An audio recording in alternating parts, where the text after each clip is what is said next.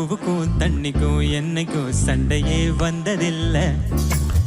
மாமன அள்ளி நீ தாவணி போட்டுக்க மச்சி நீ யாரும் இல்ல.